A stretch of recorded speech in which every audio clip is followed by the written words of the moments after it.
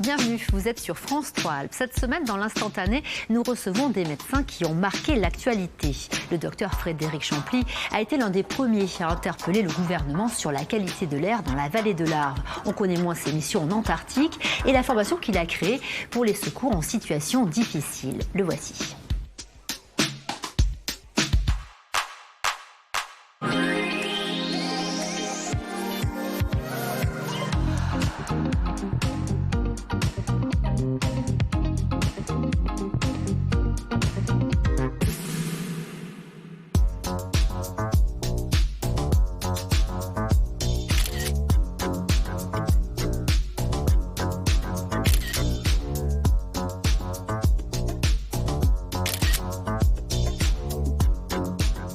Docteur Champly, bienvenue. Dans les années 90, vous avez vécu une expérience peu commune.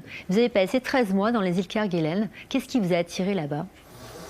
C'est l'envie de découvrir un endroit au départ qui est singulier, qui est assez exceptionnel, et de pratiquer une médecine isolée. Ça me plaisait d'être responsable sanitaire d'un groupe perdu à l'autre bout de la planète. Donc c'est ce qui m'a poussé là-bas. Ouais. Je crois que la nature aussi vous a fasciné, et puis les liens que vous avez tissés avec les hommes là-bas.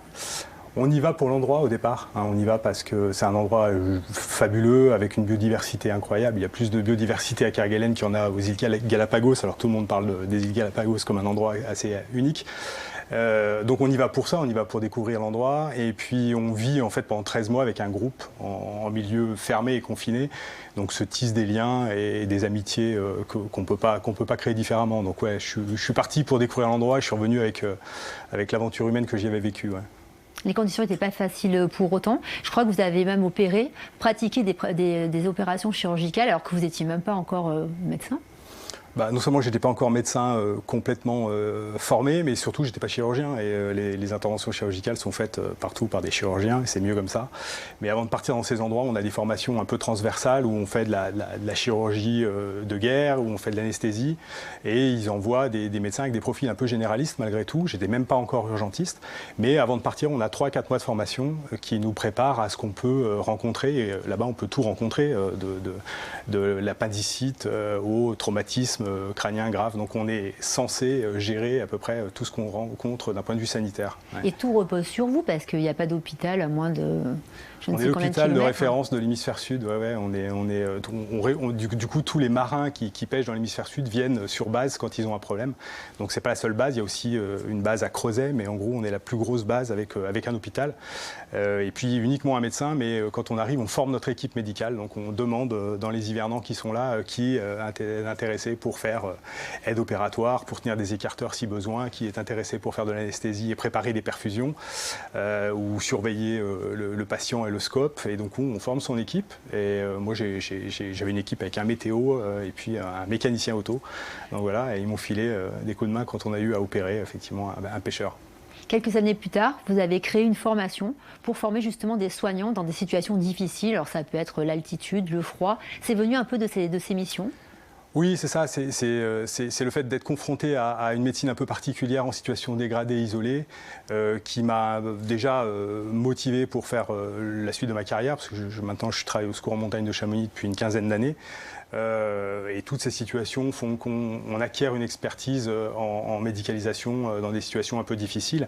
Et connaissant un peu les problématiques qu'il y avait sur place, sur base, je savais qu'il manquait un chaînon à la formation des médecins qui partaient là-bas, à savoir être capable de médicaliser une personne en dehors de la base, à distance de base, et la ramener jusqu'à l'hôpital pour lui donner le plus de chance. Donc moi, je me suis concentré sur ce qui est mon cœur de métier, en fait, à savoir la médicalisation en situation dégradée. Et voilà, je forme les médecins qui partent maintenant sur les bases là-bas.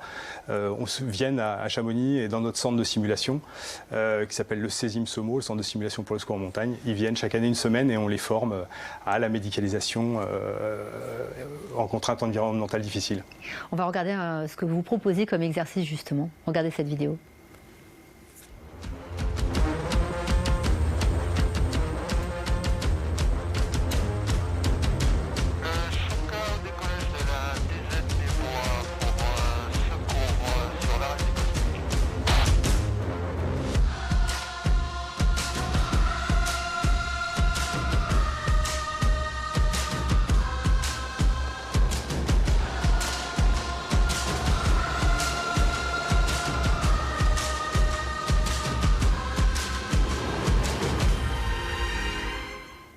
C'est une vidéo promo, mais est-ce que ça ressemble un peu à ce que vous faites quand même? Alors, ça ressemble vraiment à ce qu'on fait comme travail au quotidien, surtout à Chamonix.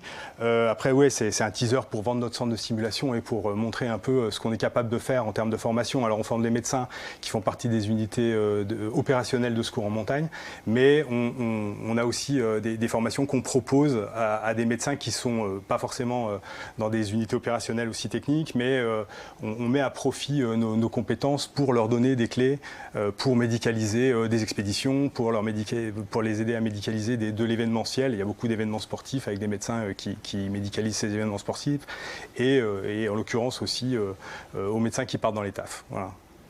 Un mois avant de se quitter sur la politique, on vous a connu comme lanceur d'alerte et puis comme candidat aux législatives.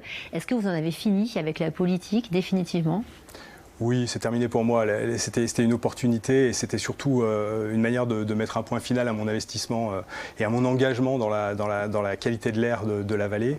Voilà, je suis allé sur le terrain politique pour pouvoir mettre ça au centre des débats parce que si vous n'êtes ni politique ni vous ne faites pas partie d'associations ni associatifs, les élus se servent de votre statut qui n'existe pas pour dire qu'ils n'ont pas à vous parler. Donc comme ils ne voulaient pas me parler alors que j'avais des choses à dire, je suis allé sur le terrain politique pour les législatives pour discuter avec eux. Ça a relativement bien marché pendant 3 mois. Ouais. Merci beaucoup, Dr Champly.